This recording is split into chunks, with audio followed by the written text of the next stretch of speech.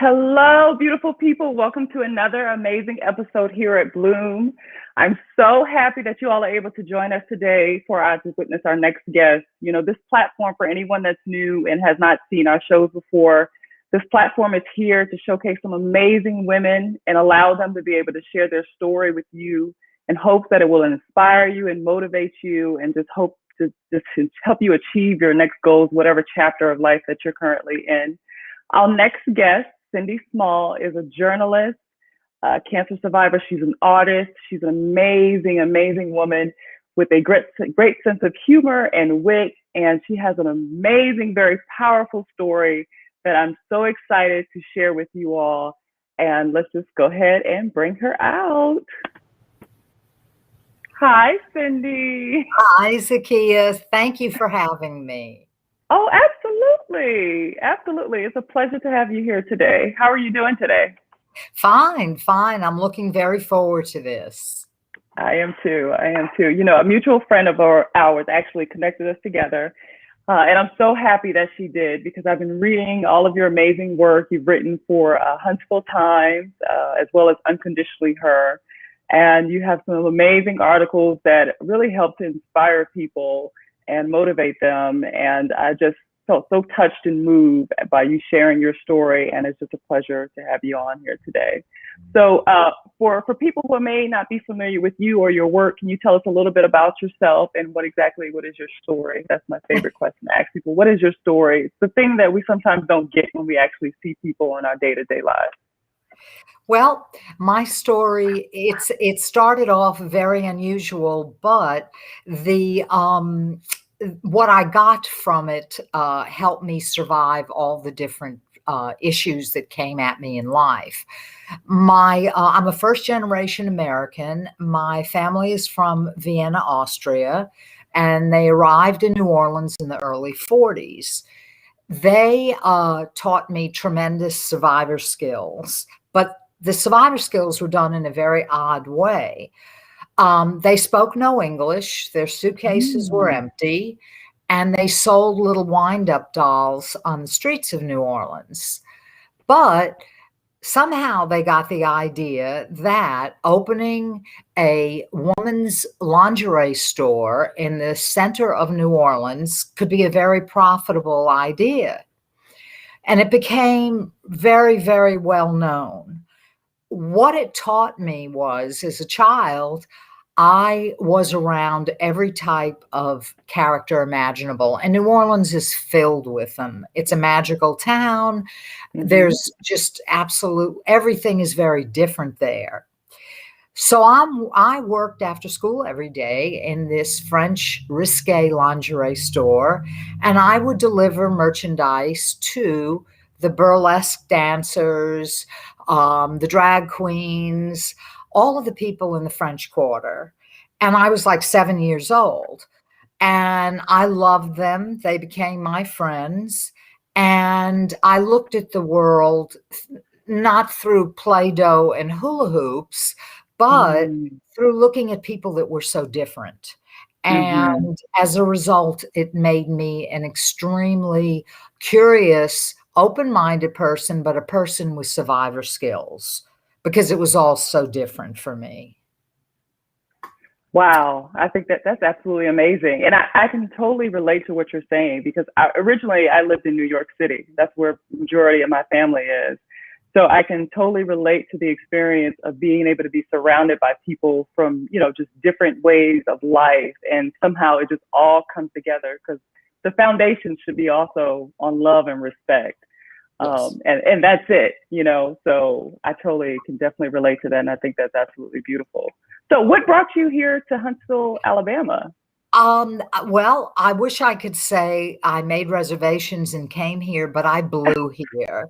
Hurricane Katrina, where I lived for 50 years and never lived anywhere else, finally experienced the big one. And my spouse and my dogs jumped in the car, and we fled to New Orleans, but it took a few months because we couldn't get into our zip code right away. And Oh, so we had to stay in parking lots and different motels until we could get into our home to see what was going on. And along with three very burly brother-in-laws, we went to my very mold-soaked home. It was a war zone. The air mm, was gray. There was nothing green whatsoever. And there wasn't a bird in the sky. And the best part, or I should say the worst part about it, was that with no street signs and all houses being damaged and in a rubble, even I didn't know where I was. I couldn't even oh, get around because it's like a Steven Spielberg movie. It was historical. And we went, and once we had nothing left, I had in-laws that lived here in Alabama, and it was the only option in town. So I arrived, and I was like an alien. When you go mm, from New Orleans to Alabama, it is a hugely different culture. And it was a very humbling experience for me, and a lot to get used to because I did lose everything. The toothpaste that I got mm. in the Red Cross line reminded me of my toothpaste that was underwater in my house. So losing your identity is huge.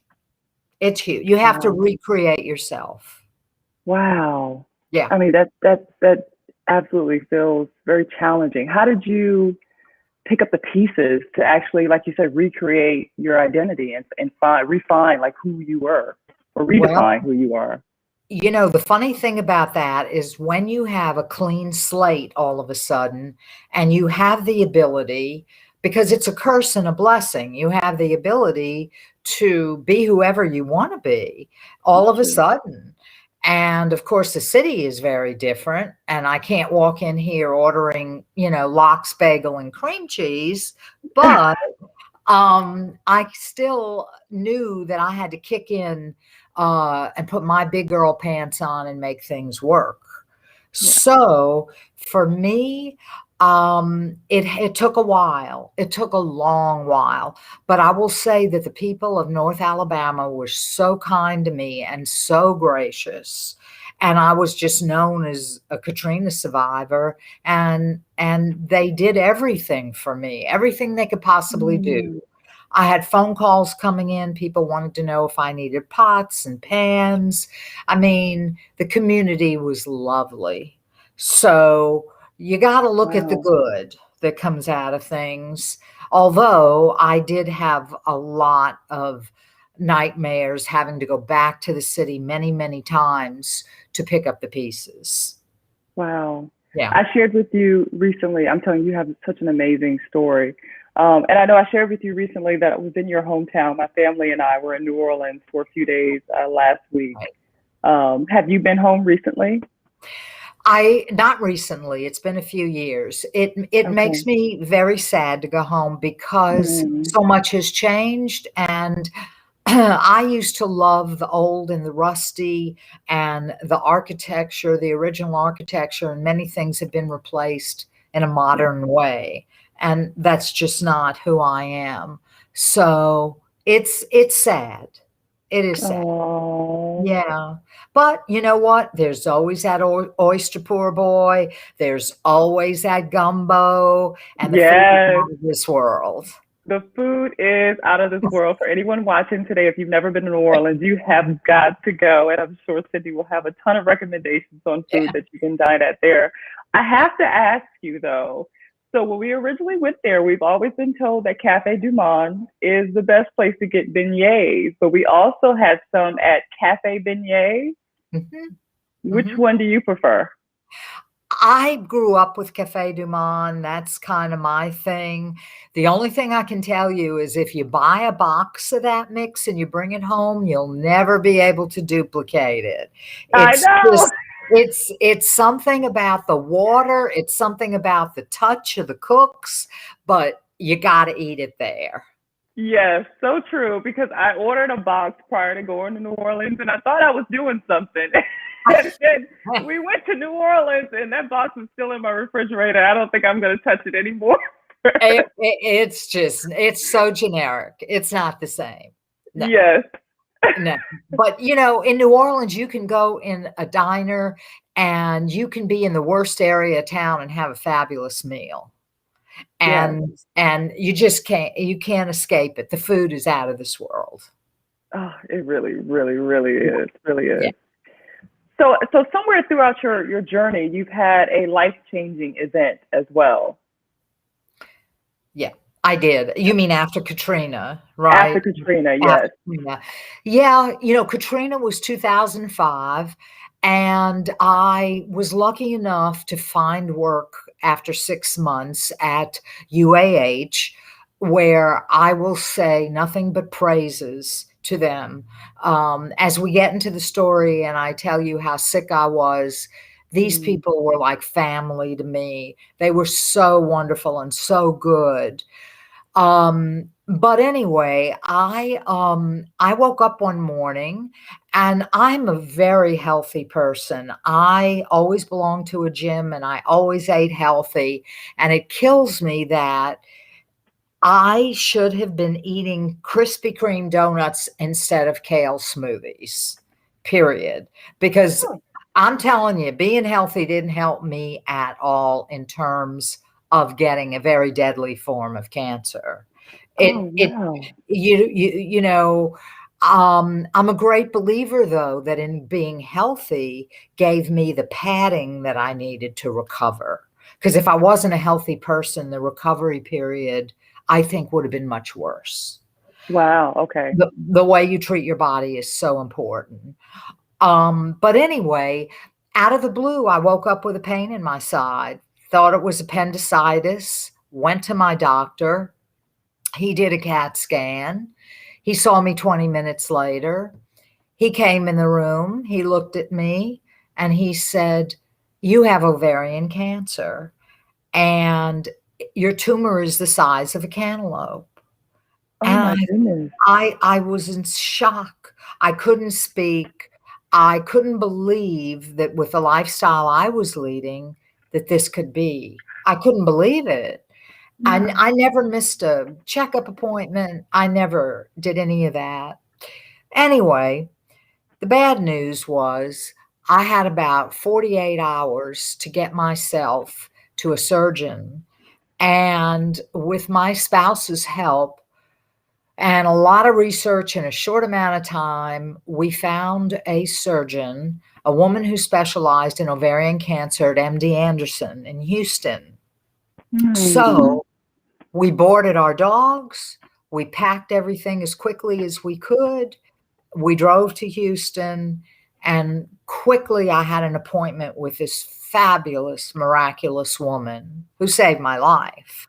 Hmm. And I had to have surgery right away because if I did not, those cells would have found their way into my pelvic region, my abdominal region.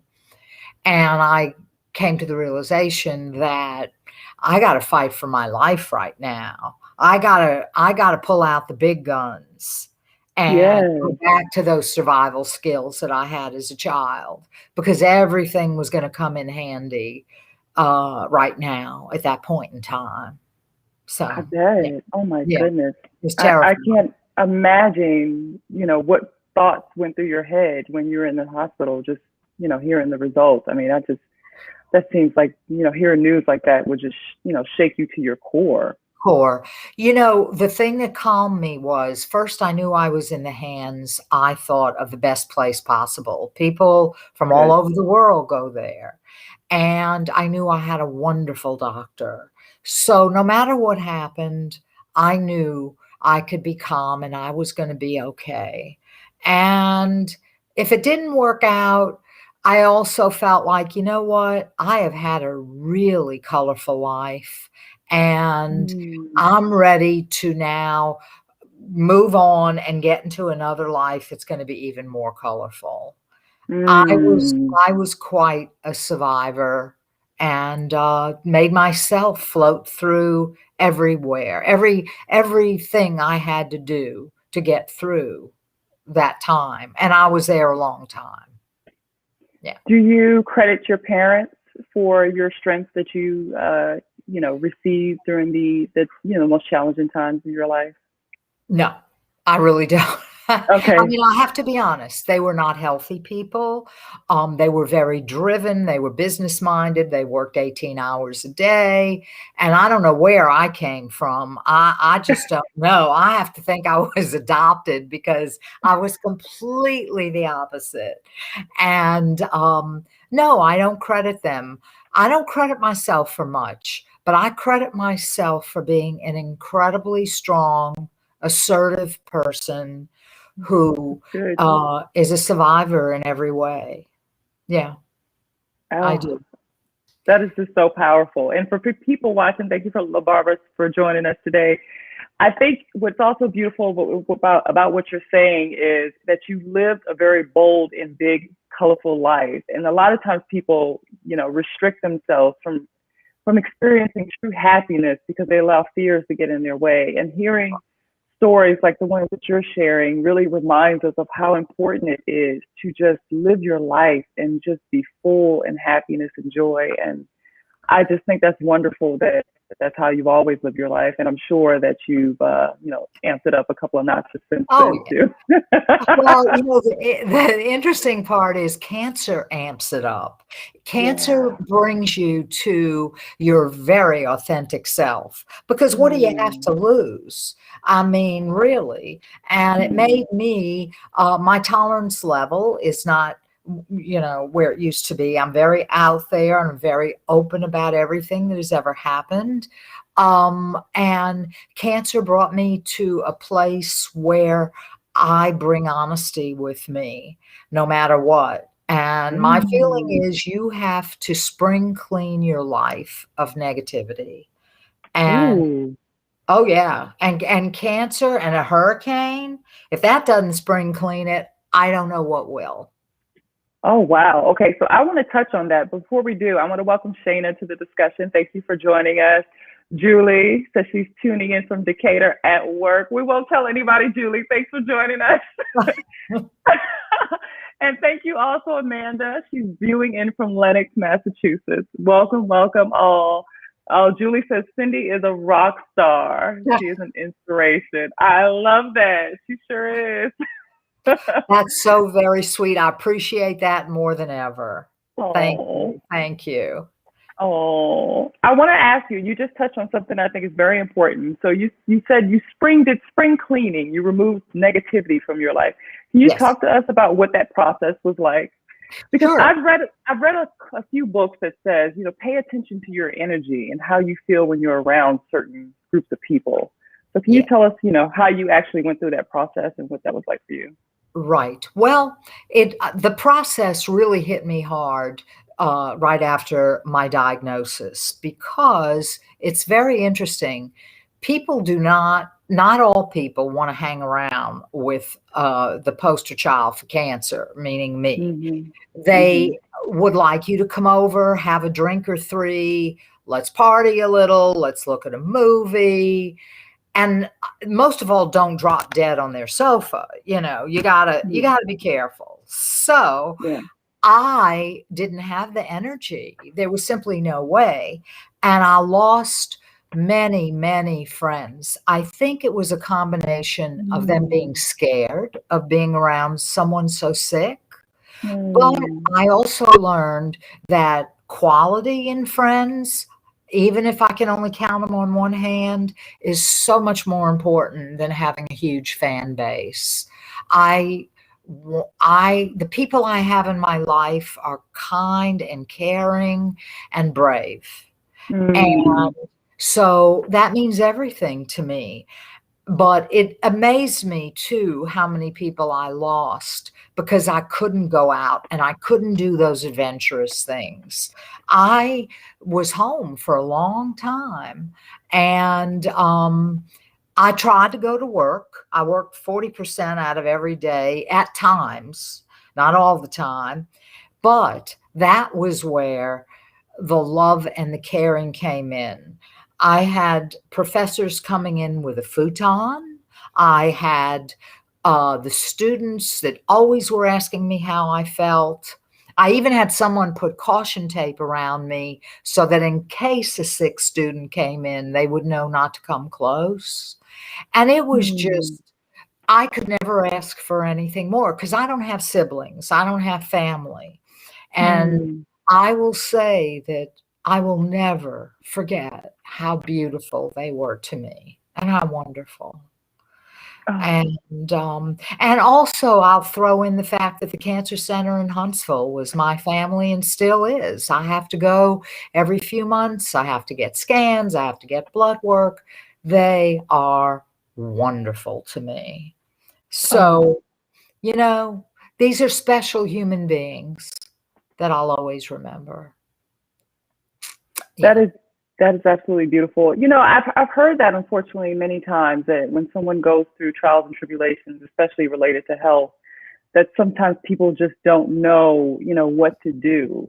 So can you give some advice to people who may have someone dear to them that is sick or is struggling with something in their life? How can they approach that person to be of service or help out in some kind of way? What did you need from a select group of people most during that time? It was the simple things. Mm-hmm. I had a very dear friend who would make me bone broth, for example. I had a very dear friend who would come over with a box of art supplies. These weren't anything huge, these things, Yeah. but they meant everything to me.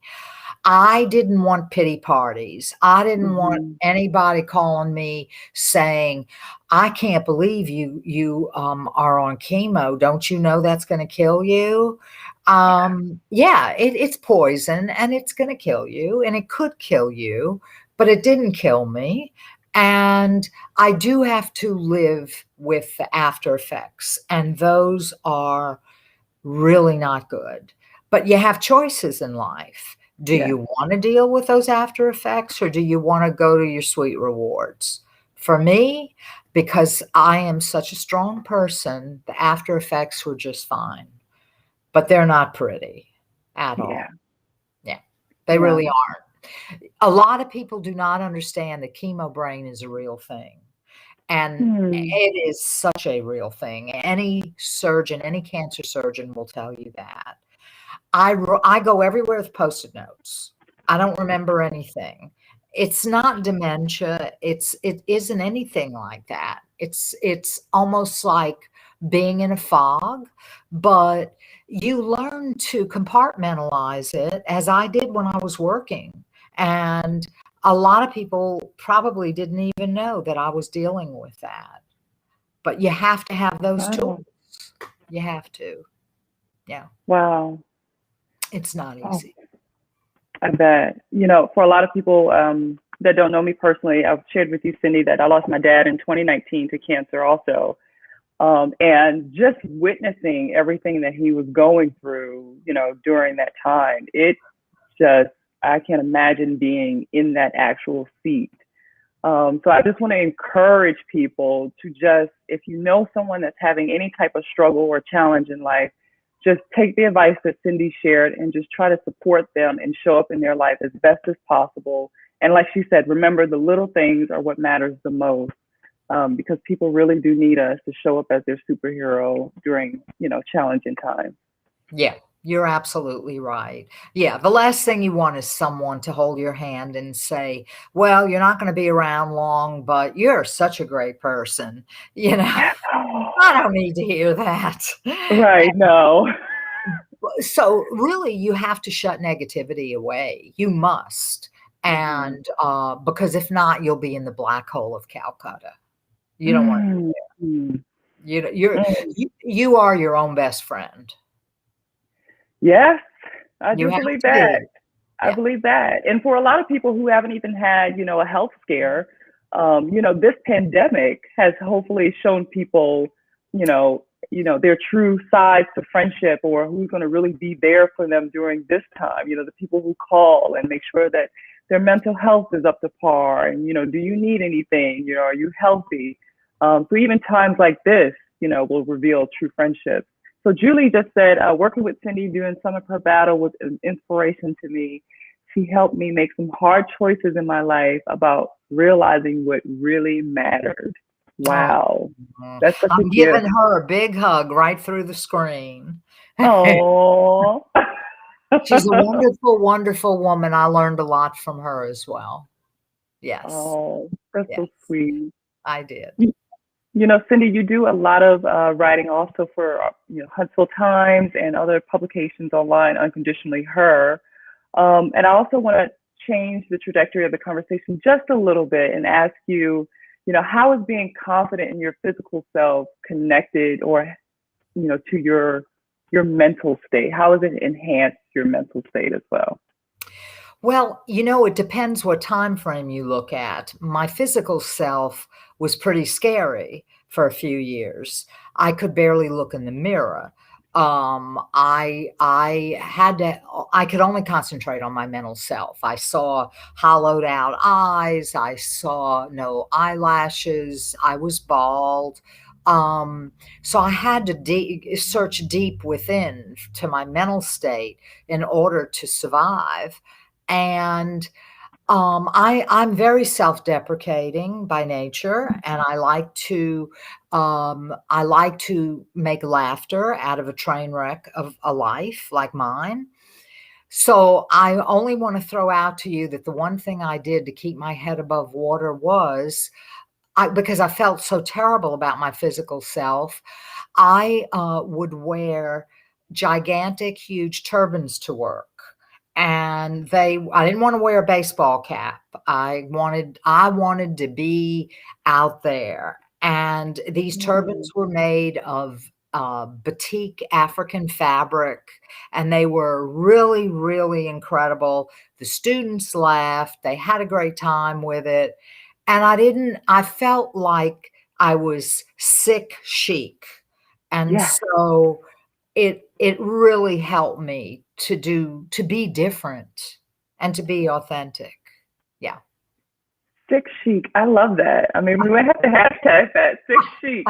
I really do believe there is, regardless of how you feel, physically at that time, putting on an outfit that energizes you, putting on red lipstick, like the color you're wearing now, it is so fierce. You know, putting on a little bit of blush and makeup, doing your hair really, to me, changes your entire mood. So I love that. I think positive energy can have an impact on all of our lives on a day-to-day basis. So I love that you said that, six sheet. Yeah, that's pretty much, what it is. Because I am all about women having confidence, and they don't have to worry so much about their bodies. It's about staying healthy. Not about a dress size. Exactly. And when you get really sick, you realize it's truly what's inside that counts in a human being. It's Absolutely. intellect and wisdom, and not a gorgeous figure. Oh, absolutely. So what is that exactly? What does body confidence mean to you? And is it synonymous with body positivity?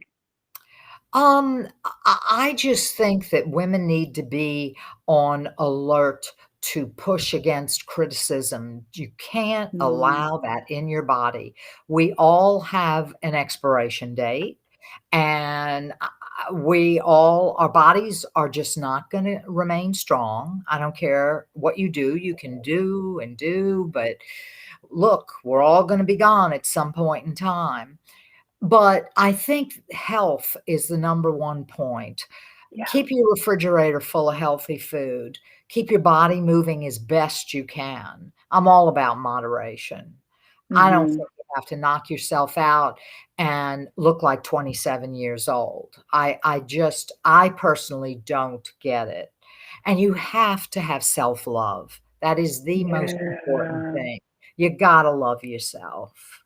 You got Yeah, to.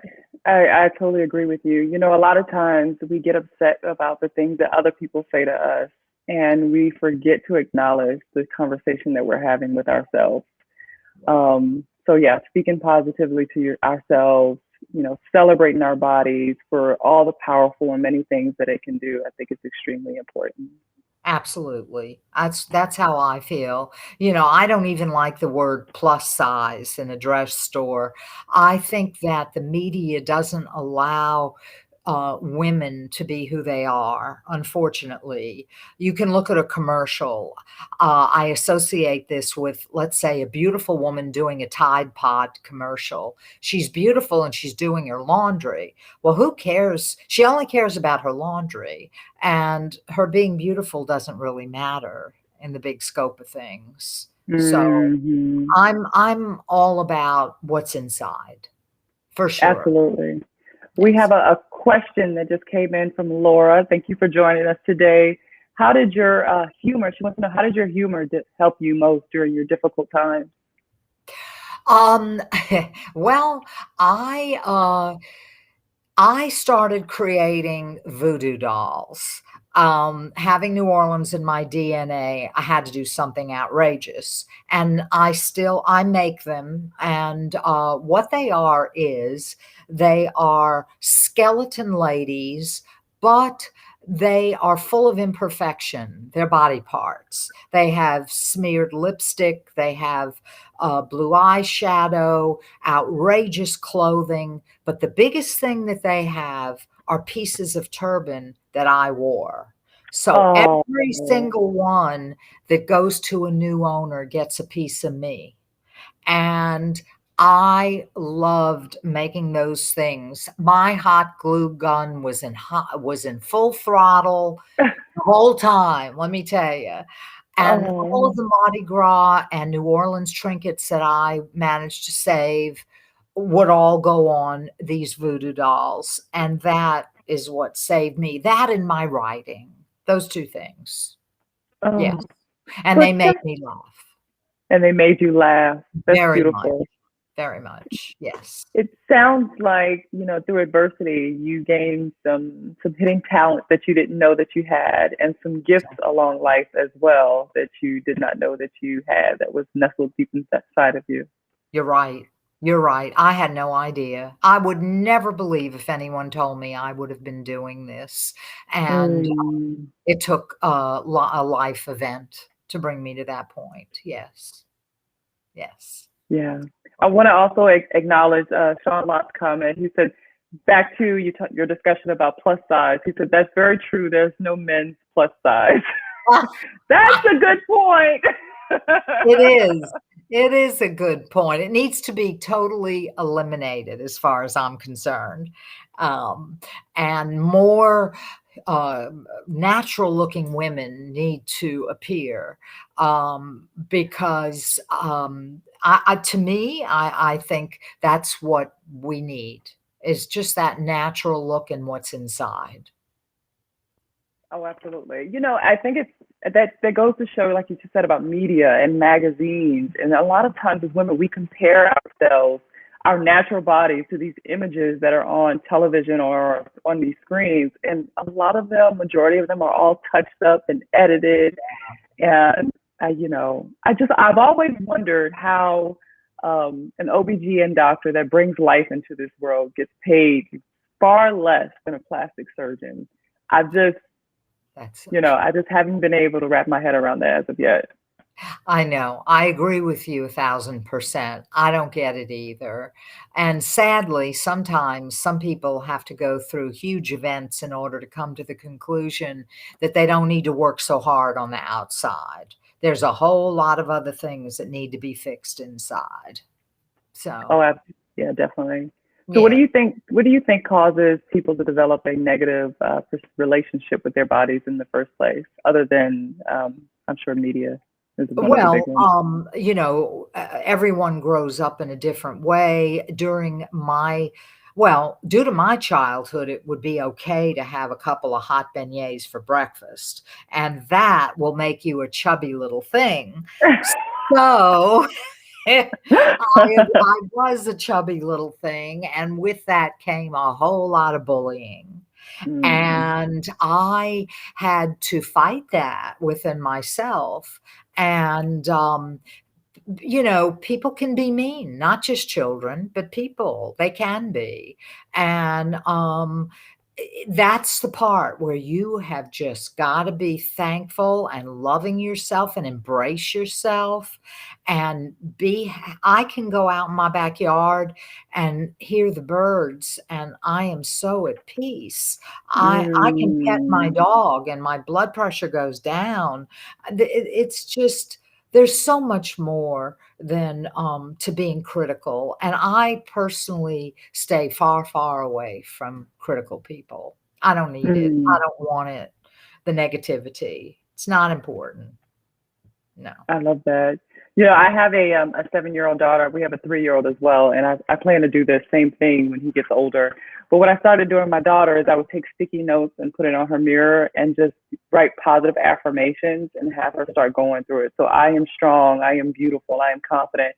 Right. And I think things like that are things that even people like us who may have experienced bullying or some type of pain through our childhood or even adulthood that has triggered us and hurt us and caused us pain, maybe things like that, to replace the negative thoughts with positive affirmations daily in hopes to rebuild ourselves. So I'm very proud of where she is in life, and I think that's something that we can all practice. That's great what you're doing. I agree with you 100%. Yes. Yes, absolutely.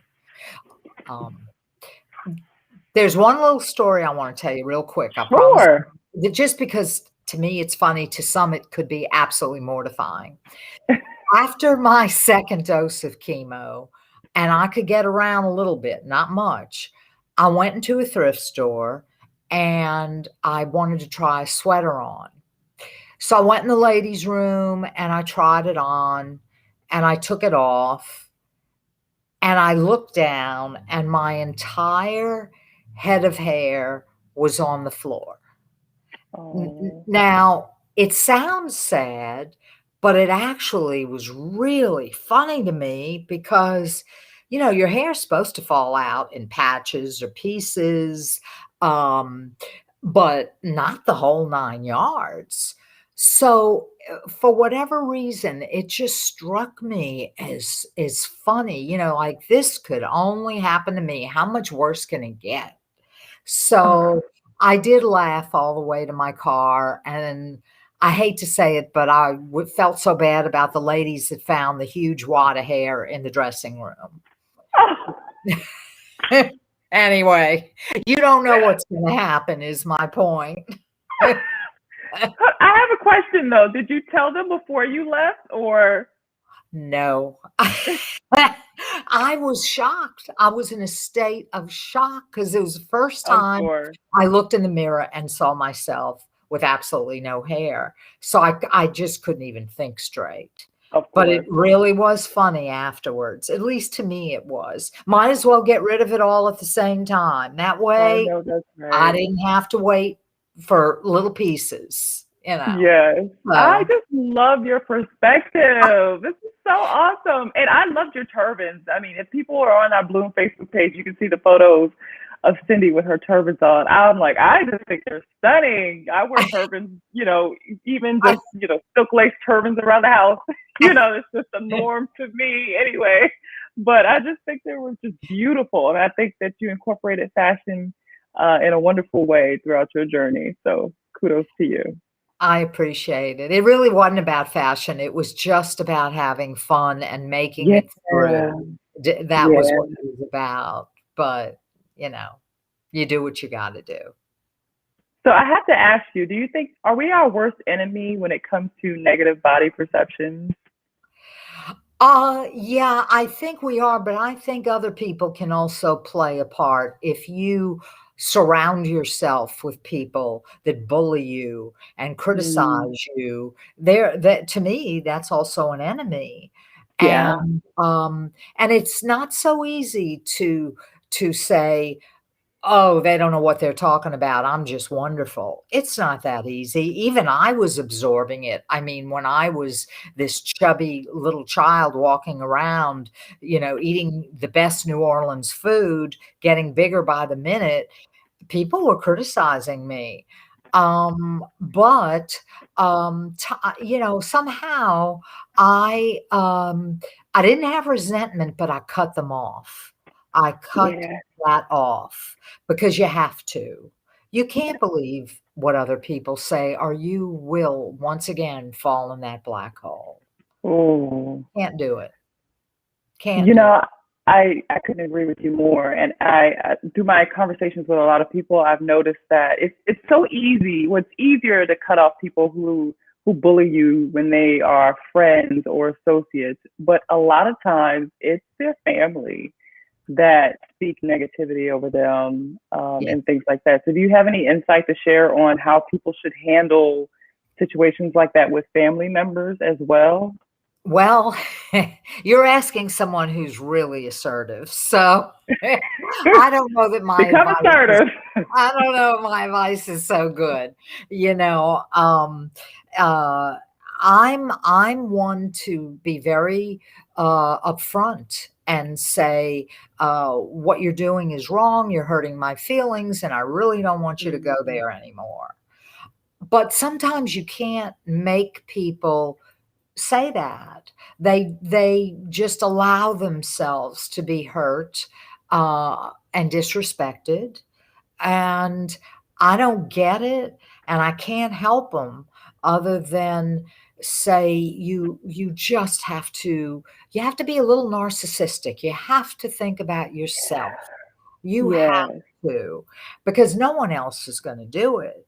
And so I'm one to think that you got to be number one. You just have to be, and you can't let other people dictate your path. You just can't. Yes. No way. No. But No, I love that advice. I have that's an area that I've struggled with personally. I don't know if anyone else that's watching can relate. But we had a life coach on a few previous episodes, and we had a discussion on speaking your truth. And if something bothers you, feeling okay to speak it and say it like you just said. You're hurting my feelings. That's not okay, yeah, and not feeling that you are responsible for the other person's reaction or emotion. So for me, that took a huge weight off my shoulders just to realize that, because a lot of times when we speak, we stop thinking about just ourselves and we think about how what I say is going to make the other person feel. And you walk away from a conversation feeling betrayed.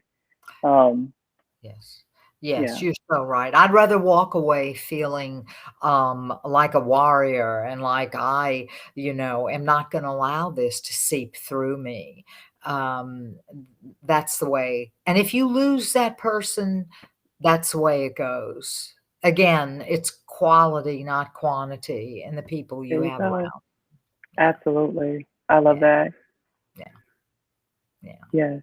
It is. I believe we have a picture also for anyone who wants to see one of your Yeah. beautiful turbans. I just love it. Canary yellow is like one of my favorite colors. It's just so vibrant. And this kind of gives me that canary yellow color. And I just think it's absolutely beautiful. And there you are with your red power lipstick once again. Yeah, and my cup of caffeine, because God knows I needed that. But sometimes I could get really brave and throw brooches on those turbans, and I don't think Alabama was ready, but it's okay. It got me through. They better get ready, because we are going to have and welcome many people just like you. And I am loving your energy. So, yep, we'll Thank help them you. progress. Absolutely. Absolutely. So, how do you personally deal with stress? I write. I love writing, and there's two things. I am lucky enough to do personal stories on NPR WLRH, and they're on every few months.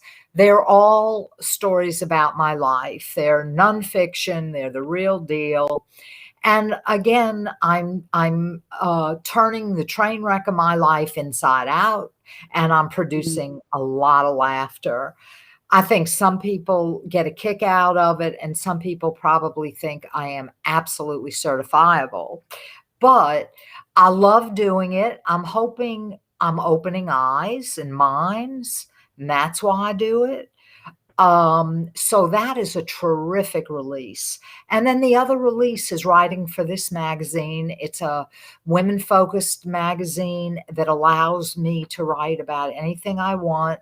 And I always write very controversial topics. I like that. For example, in May, I wrote a topic on why some people do not have to feel forced to celebrate Mother's Day. You know, we Mm. have people in this world that are not from a Hallmark card. And I want to address those people that have a lot going on. And it may not be average and it may not be normal. So my editor allows me to pick my topics, and I absolutely love writing those. It's a once a month publication, and it's great for me mentally. Yes.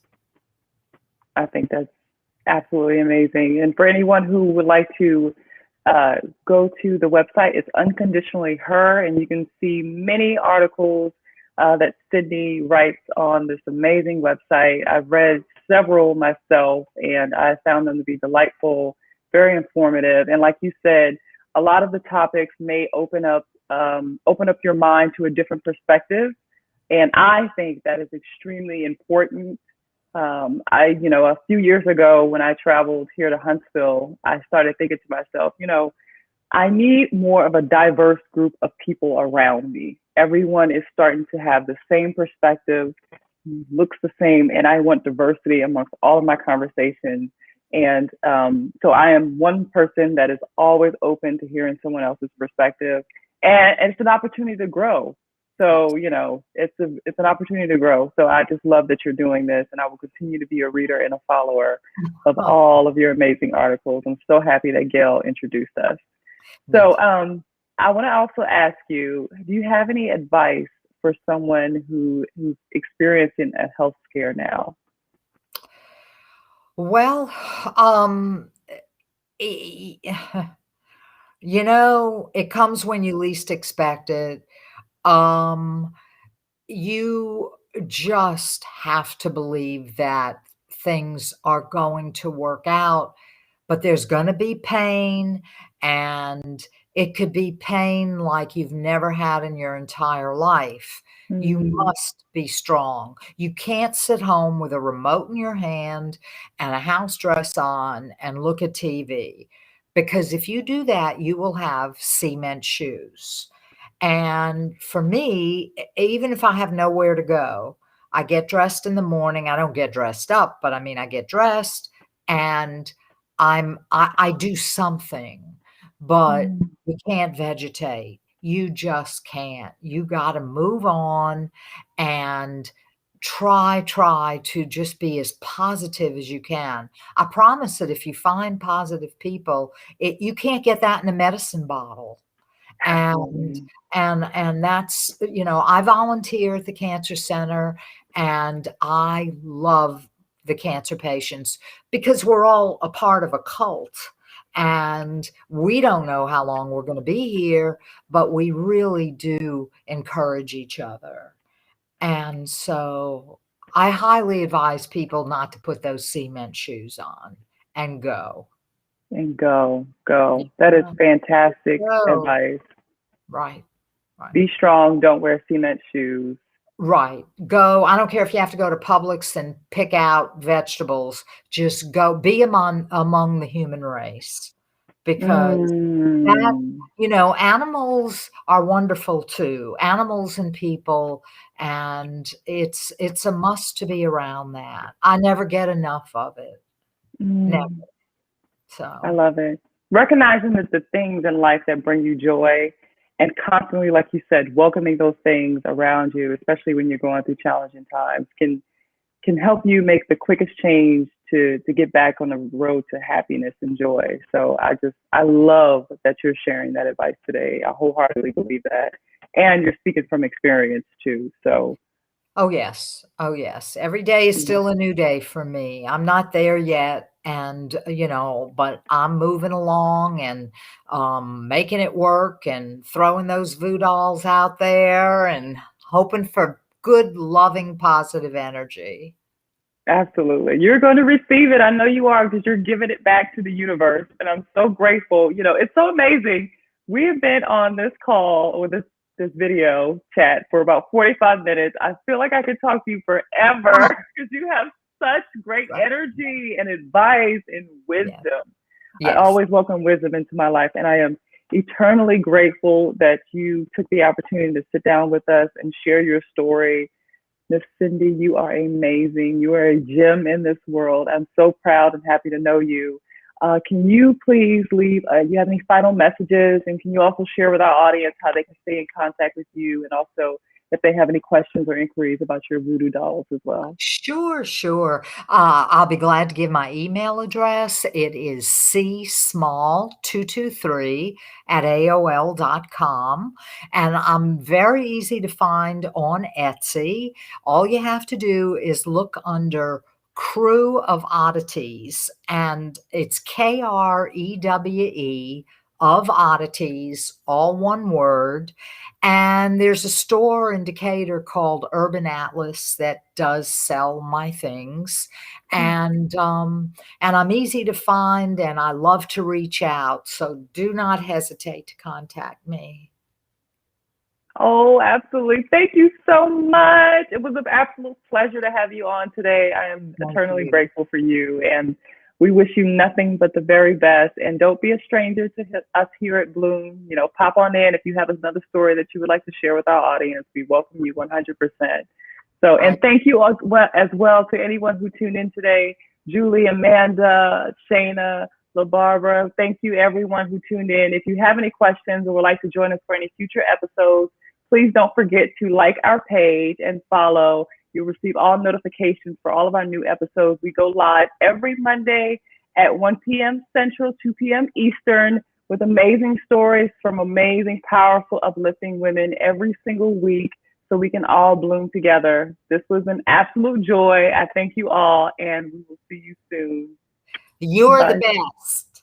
Oh, you Thank are. you. You're the best. It's been a pleasure. I appreciate it. Thank you so much. We'll be in touch. Thank Thank you. I'll you. talk to you soon. Bye bye. Okay. Bye-bye.